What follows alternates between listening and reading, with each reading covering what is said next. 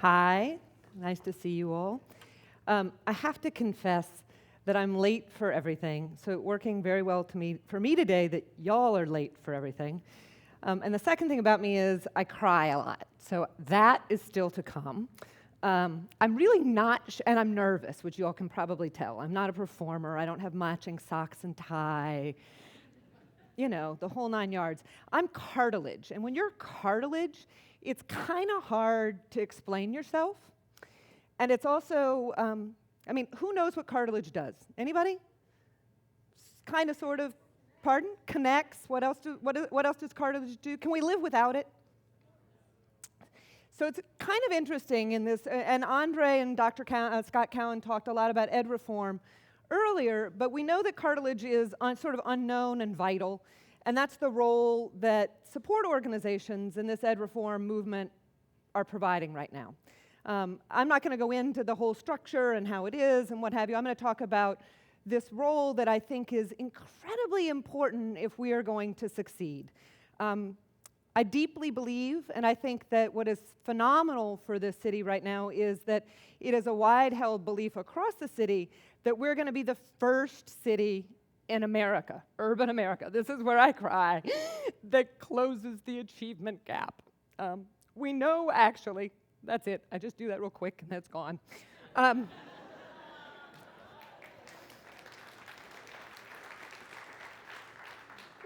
What's also sort of amazing about it is we actually know that we're already on that path, right? Andre was saying that we need to start exporting teachers. Guess what? Our graduation rate of our seniors has risen to 90%. Those seniors that are graduating from high schools, guess what they're going to go on and do because we are making it a noble profession? Teach.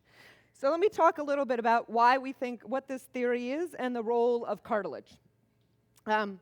We believe that people are everything, right? And New Orleanians, God love us listening to James Carville talk, we are everything, right? We're in all shapes, sizes, colors, beliefs, and we have some of the very best educators traditionally. New Orleans has a tremendously long history of education, and we were one of the first cities to actually desegregate schools and believe in public education, and we're about to become that right back up to that level again. And so people are everything, and we have lots of veteran educators, we have lots of young educators, and they are all actually increasingly working together and building this system of high expectations.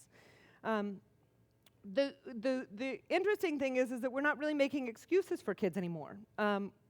This issue that we had in public education, guess what, folks? It wasn't a kid problem. It was actually an adult problem. And the adults in this city are no longer blaming anybody else. They're assuming responsibility. It's this no excuses culture. We're not blaming poverty, because quite honestly, if you look across the city to the lower 9, to Algiers, to Uptown, we have schools that are doing tremendous work with kids and are already closing that achievement gap. There's also no one way to do it. What's fascinating also is we're really providing choice. Kids have choices of where to go. It's not perfect. Let me be super clear. Until we have every school putting every kid on a path to do what he or she chooses, we're not there. But we've dramatically changed that. The gap between New Orleans and Louisiana, the state, has been traditionally about 20 points. Stayed along about 20 points. Guess what? In this last 3 years, we've cut that in half. That is really some of the most significant gains of urban American education anywhere. I know Michelle Rhee gets tons of attention. I know Joel Klein gets tons of attention. But quite honestly, we're about to pass them.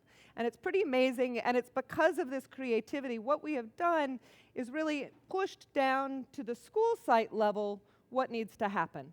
And guess who's making decisions? Teachers. Guess who's making decisions? Principals. Guess what? They're held accountable for those decisions, and guess what? They actually know kids and families, and they do a pretty darn good job of their job when we professionalize them. So it's incredibly exciting for teachers to have choice of where to teach, and parents and families to have choice of where to go. The school, as being the agent of change, has allowed for New Orleans to do something pretty revolutionary by just us being us and needing to get schools open. The governance has been pushed down to that school site level. And this 100-year-old system of school boards, and there are, story after story of broken school boards and urban schools across the country. We're really revolutionizing that and changing it, and it's a performance-driven system. 4 years ago, I guess it was January 30th, not exactly the date, January 30th, 2006, there were a whole bunch of educators sitting in a room, and they were wearing 10,000 hats on their heads, saying, what are we going to do? We got to get our schools open. The school board at that point had said, we're not going to open school this year. And we're like, whoops, you can't do that. And these people assumed that responsibility, and they're doing it.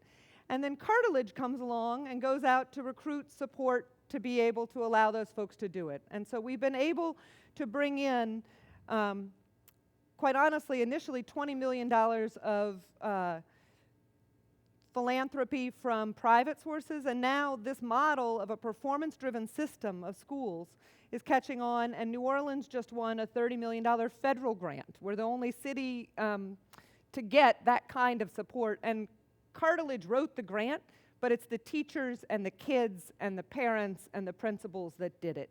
And so it's sort of one of those stories of New Orleanians doing what they needed to do, and the teachers did what they needed to do, and the principals are doing what they need to do, and we're putting kids first in a way that we, quite honestly, haven't done in the past. And so it's really exciting to watch this unique culture of New Orleans and our idiosyncrasies be allowed to manifest themselves on individual campuses.